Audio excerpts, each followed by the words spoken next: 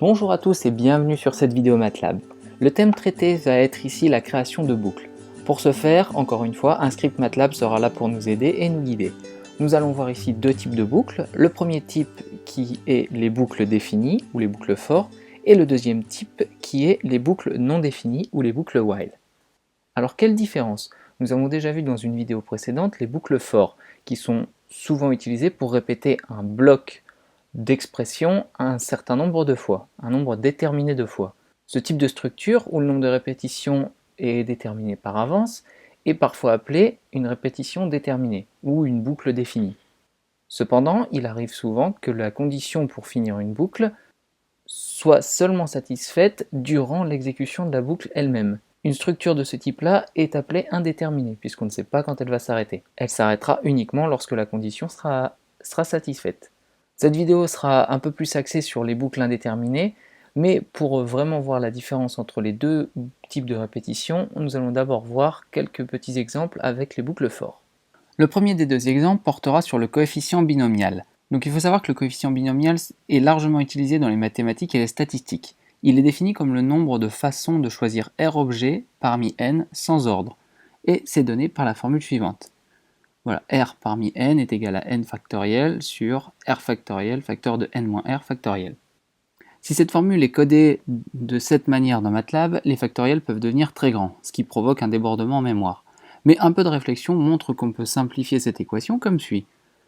R parmi n est égal à n facteur de n-1, n-2, etc. jusqu'à n-r plus 1, le tout sur R factoriel. Dans le code MATLAB, j'ai pris 3 parmi 10, donc si on lance, voilà, ça donne 120. Donc là, on peut voir un premier exemple avec une boucle for, on va voir le deuxième exemple maintenant. Ce deuxième exemple concerne la modélisation d'un processus. Donc dans la science et l'ingénierie, il y a beaucoup de problèmes qui impliquent la modélisation d'un processus où la variable principale est régulièrement mise à jour sur une période de temps. Voici un exemple d'une telle procédure de mise à jour. Une canette de jus de fruits à la température de 25 degrés Celsius est placée dans un réfrigérateur où la température ambiante est de 10 degrés Celsius. Ce que nous voulons savoir, c'est comment la température du jus de fruits change sur une période de temps donnée. Une manière standard d'aborder ce type de problème est de diviser la période de temps en un certain nombre de petites étapes, chacune de longueur dt.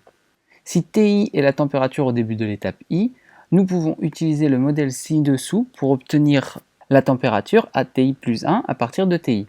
Donc Ti plus 1 égale Ti moins grand K fois dt, facteur de Ti moins F.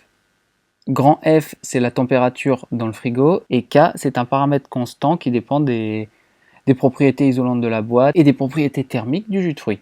On va supposer que K a été choisi de manière à ce que le temps soit exprimé en minutes. Donc le script suivant représente ce processus, et pour rendre la solution plus générale, on va prendre le temps de départ comme étant le petit a et le temps final comme étant petit b. Si dt est très faible, il sera incommode d'avoir la sortie affichée après chaque étape.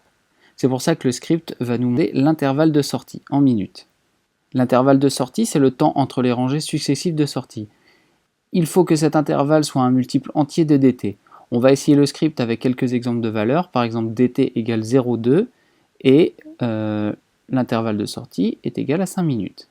Voilà, maintenant on peut réessayer avec un dt de 0,3 et un intervalle de sortie de 1 minute, et vous voyez ce qui va se passer. Voilà, il y a un coup de sifflet pour nous avertir que l'intervalle de sortie n'est pas un multiple de dt. Voilà, c'était juste deux petits exemples sur les boucles for. Bon, on en a déjà vu avant, donc je ne m'attarde pas dessus. Passons maintenant aux boucles while ou les boucles indéterminées. Et donc quoi de mieux que de faire ça avec des exemples? Le premier sera une devinette de nombres. Donc MATLAB va générer ici un nombre aléatoire compris entre 1 et 10. Il va nous demander ensuite d'entrer un nombre. La boucle while qui va servir à nous dire si notre nombre est bon est ici. En gros, en français, avant de se lancer dans le code, tant que le nombre qu'on lui a donné est différent du nombre qu'il a généré, c'est-à-dire ici, alors toute cette boucle s'exécute. Donc je vais lancer le programme. Voilà, votre nombre s'il vous plaît, on va mettre 4. Trop petit. Bon bah 7. Trop petit. 9. Bon, bah ça va être 10. Voilà. Donc comme on vient de le voir, MATLAB nous demande d'abord votre nombre, s'il vous plaît. C'est ce qu'il a demandé ici. Donc la boucle est là. tant que le nombre du joueur est différent du nombre généré par MATLAB, tu exécutes tout ça.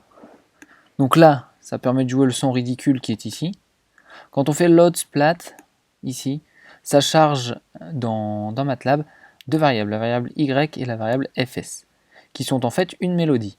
Bon, il y en a plusieurs et ça, vous pouvez voir par vous-même. D'ailleurs, il y en a un autre qui est ici à la fin. Tant que c'est différent, il joue le son. Si votre nombre est trop grand, il vous affiche trop grand, ou sinon, il vous affiche trop petit, tout simplement. Et ensuite, il vous dit quel est votre nouveau nombre, s'il vous plaît. Voilà, donc MATLAB va répéter ça, là, tout ce code-là, tant que le nombre de joueurs est différent du nombre généré par MATLAB. Donc une boucle while, c'est ça se construit donc avec un while, ici, suivi de sa condition. Tout ça, on appelle ça la déclaration, et ça se termine par un end. Tant que la condition est vraie, c'est-à-dire tant que le nombre donné par le joueur est différent du nombre généré par MATLAB, alors MATLAB répète la déclaration, c'est-à-dire qu'il tourne en boucle la boucle while. On va voir un autre exemple plus court sur un investissement, ici. Supposons qu'on ait investi de l'argent rapportant 10% d'intérêt par an. Combien de temps cela va prendre pour doubler cette somme? On va créer une condition calculant la somme chaque année qui ne s'arrêtera que lorsque la somme aura doublé. Donc le plan est le suivant. On initialise le solde, le nombre d'années et le taux. On affiche du texte année et solde, tout simplement. Et là, tant que le solde n'est pas le double de ce qu'on avait prévu initialement, c'est-à-dire ici, alors tu exécutes cette boucle. C'est-à-dire qu'en gros, tu mets à jour le nouveau solde et tu incrémentes l'année.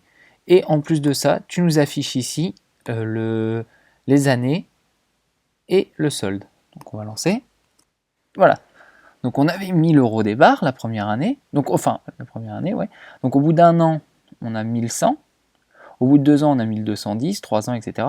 Et au bout de 8 ans, on voit qu'on n'a plus que doublé la somme. Donc on note que lorsque la dernière boucle est complétée, le dernier solde est supérieur à 2000. Ici. Si on ne voulait pas afficher ça, il suffirait de prendre disp et de le mettre ici. Voilà, en relançant le code, on voit que ça a changé. Puis en plus, on voit que ça a mis en plus l'année 0. Voilà, donc c'était deux petits exemples sur les boucles while. On voit que dans ce cas ici, une boucle for ne peut être utilisée car on ne sait pas combien d'années seront nécessaires pour doubler la somme. Donc il faut utiliser une boucle while. C'est en ça qu'elles sont assez puissantes et elles sont évidemment différentes des boucles for. Alors, comme on dit souvent, jamais 203, et ce dernier exemple portera sur la trajectoire d'un projectile qu'on a déjà vu dans une autre vidéo. Enfin, dans une autre vidéo, on l'a vu avec une boucle for, mais là c'est intéressant de le faire avec une boucle while. Donc on va simuler le lancer d'un projectile selon un certain angle, qu'on va entrer ici. Et tant que le projectile n'a pas atteint le sol, MATLAB calculera sa trajectoire. C'est-à-dire tant que y sera supérieur ou égal à 0, il exécutera ce code.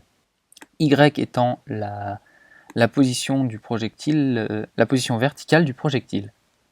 Et en plus de ça, on va vouloir tracer la courbe ici. Donc on va le lancer. Donc on va mettre un angle initial de 45 degrés. Et voilà. Donc on voit la trajectoire de la courbe. Donc voilà, c'était juste un autre exemple sur l'utilisation de la boucle while. J'ai en plus mis une boucle if ici, qui permet de remplir des matrices qui sont là, xp et yp, la position de x, la position de y. Et en fait, ça permet de tracer la courbe, qui est ici. En gros, le fait de faire ça avec un i, ici, le i c'est l'indice, ça remplit les matrices xp et yp, comme on peut le voir ici. XP est une matrice, une ligne 2884 colonnes, et YP c'est pareil. Donc si on veut mettre moins de colonnes, on va réduire DT, on va le mettre à 0,1, et on va relancer.